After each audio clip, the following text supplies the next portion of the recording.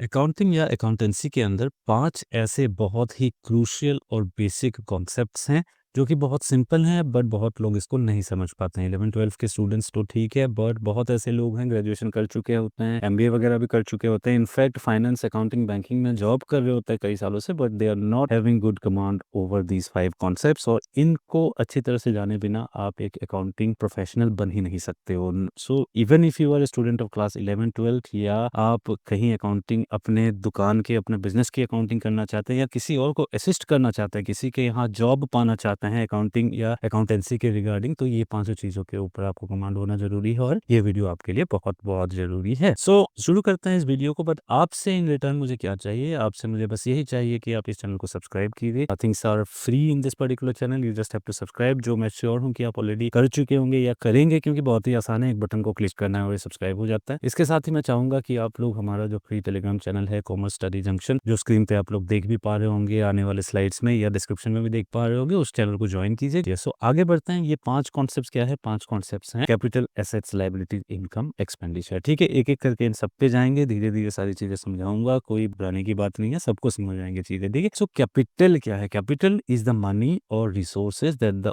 Owner of the business brings into the business. अगर हिंदी में समझाओ कि जो बिजनेस का मालिक है, जो बिजनेस को शुरू करता है, वो इंसान अपने पहले से ही अपने पास रखे हुए या किसी और से मांग कर जो भी चीजें बिजनेस को शुरू करने के लिए लेकर आता है, उसको हम कैपिटल कहते हैं। बैंक से लोन लेकर भी ला सकता है, घर पे कोई टेबल पड़ा था, वो टेबल ला के दुकान पे रख दी, that is also capital. Bank से उधारी ली, दैट इज ऑल्सो कैपिटल। अपने सेविंग्स में कुछ पैसे थे, 50,000 लाख रुपए, उसको भी विड्रॉ करके दुकान के लिए, बिजनेस के लिए सामान लेकर आया। ऑल ऑफ दोज थिंग्स जो वो पहले से, बिजनेस को शुरू होने के पहले से ही अपने घर से लेकर आता है, उसको हम कैपिटल कहते हैं। इसके साथ जुड़ा हुआ एक इंपॉर्टेंट कॉन्सेप्ट है जो आपको एक दूसरे वीडियो में मिलेगा, जिसको हम कहते हैं डुअल एंटिटी प्रिंसिपल। आप उसके लिए वीडियो चेक कर सकते हो, अकाउंटिंग प्रिंसिपल्स का जो वीडियो है वो आप प्लेलिस्ट से चेक कर सकते हो, या फिर ऊपर आई बटन या नीचे डिस्क्रिप्शन पे भी आपको वो वीडियो मिल जाएगा।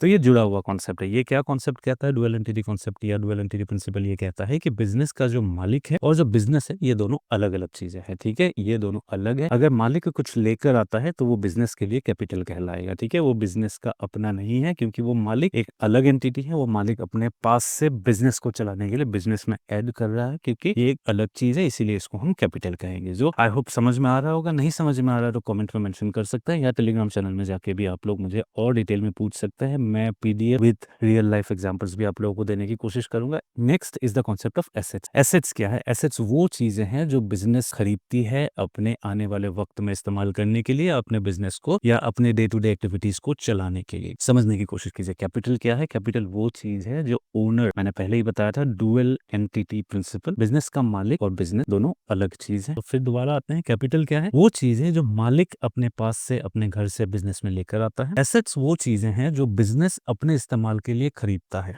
जैसे कि प्लांट एंड मशीनरी हो सकता है, कंप्यूटर हो सकता है, जो आप इस्तेमाल करोगे। आपका कोई प्रोडक्शन यूनिट है, मैन्युफैक्चरिंग कंपनी है, आप शर्ट्स बनाते हो, जीन्स पैंट्स बनाते हो, टी शर्ट्स बनाते हो, तो उसके लिए जो मशीन्स आप खरीदोगे वो आपके लिए क्या है? वो आपके लिए एसेट्स है। वो मालिक की चीजें नहीं है।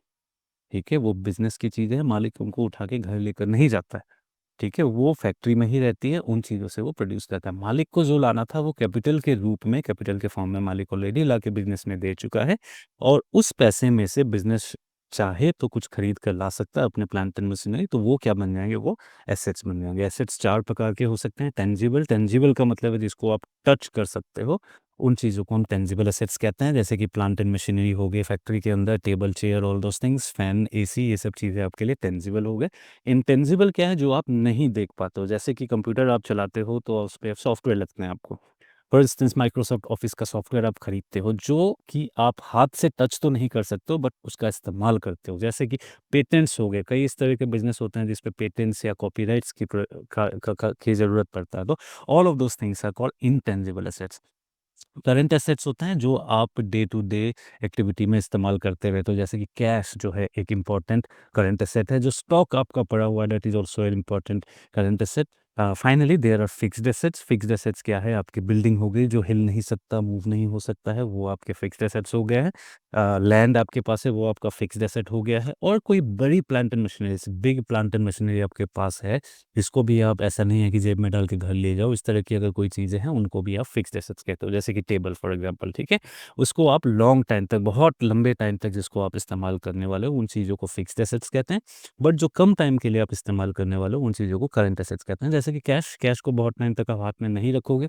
सुबह कोई आया, आपको कैश दे गया, शाम को आप किसी और को वो कैश दे दोगे, और इसी तरह से आगे उसका काम चलता रहेगा। ठीक है, सो दोबारा एक बार बताता हूँ, capital is those resources that the owner brings into the business, जो मालिक अपने पास से लेकर आता है, या तो कहीं से उधारी लेकर लेकर आता होगा, या अपने पास घर पे पड़े होंगे वहां से लेकर आता होगा, दैट इज कैपिटल। उसके बाद नेक्स्ट स्टेप पे आते हैं एसेट्स। एसेट्स वो चीज़ें हैं जो बिज़नेस अपने आप में एक्वायर करती है, ताकि उसको आने वाले वक़्त में इस्तेमाल कर पाए, ठीक है? तो एसेट का ये सबसे इम्पोर्टेंट कॉन्सेप्ट है कि it has to be used over the time. आने वाले वक़्त में इस्तेमाल करने लायक जो चीज़ें हैं, उनको हम एसेट्स कहते हैं। अगर क्विकली एक छोटा-सा एग्ज़ाम्पल दूँ आप लोगों के लिए, फॉर एग्ज़ाम्पल आपके पास एक प्रीपेड मोबाइल फ़ोन का कनेक्शन है, ठीक है? 1 तारीख को आप रिचार्ज करते हो ₹500 का, और उसपे आपको 30 जीबी का डेटा फॉर एग्ज़ाम्पल मिलता है, हर दिन 1-1 जीबी। तो 1 तारीख को जिस दिन आपने उसको रिचार्ज कराया, तो ये 30 जीबी आपके लिए क्या हो गया? आपके लिए एसेट हो गया। क्यों? क्योंकि ये आने वाले 30 दिनों में आप इसको धीरे-धीरे करके इस्तेमाल करोगे। एक ही बार में उसको इस्तेमाल नहीं कर जाओगे, so that is asset.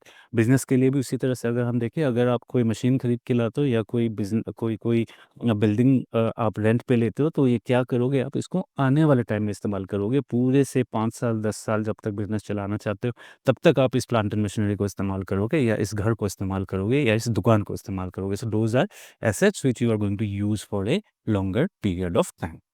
Next है लायबिलिटीज़। लायबिलिटीज़ क्या है? लायबिलिटीज़ वो चीज़ें हैं जो आपको देना है। जो आपको, यानी कि बिज़नेस को किसी और को देना है। ओनर या मालिक को तो हम पहले ही सेपरेट कर चुके हैं। ओनर अपना कैपिटल लेकर आता है, बिज़नेस में डाल देता है, बस। उसके बाद वो सिर्फ़ और सिर्फ़ क्या चाहता है, अगर प्रॉफ़िट होगा तो प्रॉफ़िट लूँगा, लॉस होगा तो बेची जाएगी, ठीक है? ओनर का काम खत्म हो गया। उसके बाद एसेट्स आ गए। हमने देखे कि बिज़नेस के पास जो पैसे थे, उसमें से बिज़नेस अपने आप को चलाने के लिए जो-जो चीज़ें लेता है, उन चीज़ों को हम एसेट्स कहते हैं। और बिज़नेस के जो भी देनदार हैं, बिज़नेस को अगर किसी को कुछ पैसे देने हैं, तो उनको हम लायबिलिटीज़ में डाल देंगे, उनको हम लायबिलिटीज़ कहेंगे। जैसे कि बिज़नेस ने कुछ लोन लिया था फॉर एग्ज़ाम्पल, कि किसी बैंक से लोन लिया था। या अगर उससे भी ईज़ी मैं बताऊँ, जो मालिक पैसे लेकर बिज़नेस में आया था, कैपिटल के नाम पे, कैपिटल के फ़ॉर्म पे जो पैसे बिज़नेस के लिए लेकर आया था, क्या वो बिज़नेस के अपने पैसे थे? नहीं। मैंने पहले बताया, डुअल एंटिटी कॉन्सेप्ट है, मालिक अलग है, बिज़नेस भी अलग है। जो चीज़ें मालिक लाके बिज़नेस को दे देता है, वो बिज़नेस के लिए लायबिलिटी भी बन जाती है, कि ये चीज़ें मुझे मालिक को वापस करना है।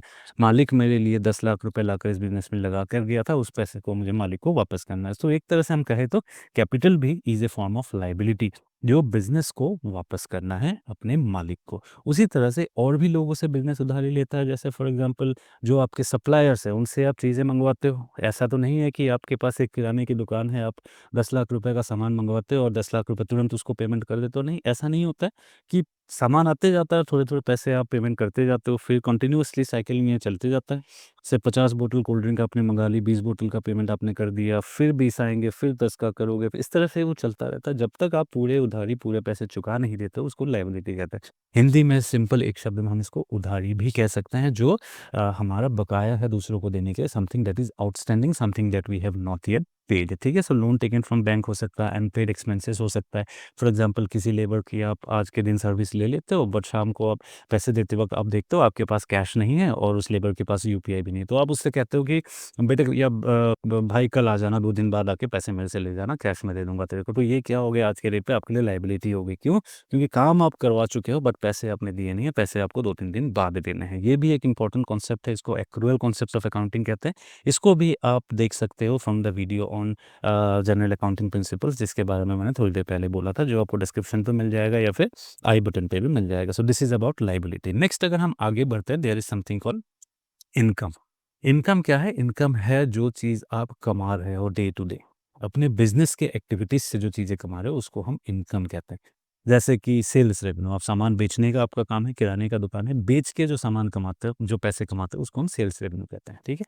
अगर आप बैंक हो, for example if you are running a bank, तो आप जो लोन दे के पैसे कमाते हो, उस वो आपके लिए रेवेन्यू है। दूसरे को लोन देने पे आपको इंटरेस्ट मिलता है, तो इंटरेस्ट इनकम जो है वो आपके लिए इनकम है। उसी तरह से इंटरेस्ट एक्सपेंसेस भी होते हैं, कोई आपके पास डिपॉजिट रखता है तो उनको आप पैसे देते भी हो। सो दोज आर एक्सपेंडिचर, जो नेक्स्ट स्लाइड में हम देखेंगे। इस वक्त अभी हम इनकम देख रहे हैं। आपके कमाने के जो ज़रिए हैं, जो day to day income, day to day earning के जो रास्ते हैं, उनको हम इनकम कहते हैं। Income, how can you make income? You can make income through sales of goods and services, through sales of services, जो सेकंड वाले पे दिया हुआ है, थ्रू इंटरेस्ट रिसीव्ड, मैंने ऑलरेडी कहा है।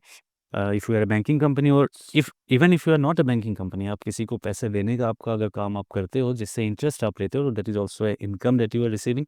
कमीशन, कोई कमीशन अर्निंग का आपका बिजनेस है, आप इंश्योरेंस के एजेंट हो, या आप कोई दूसरा एजेंसी चलाते हो जिसपे आपको कमीशन मिलता है, आप ब्रोकर हो, फॉर एग्जांपल लैंड डीलर हो, प्रॉपर्टी डीलर हो, तो जो इनकम कमाते हो कमीशन के फॉर्म पे, वो भी आप क्या कहलाता है? इनकम कहलाता है। क्यों? क्योंकि वो आपके बिजनेस की कमाई है डे टू डे की। उसी को करने के लिए आपने इस दुकान को खोला था, या उसी को करने के लिए आपने इस बिज़नेस को खोला था। अगर इनकम ही नहीं है तो there is no business, right?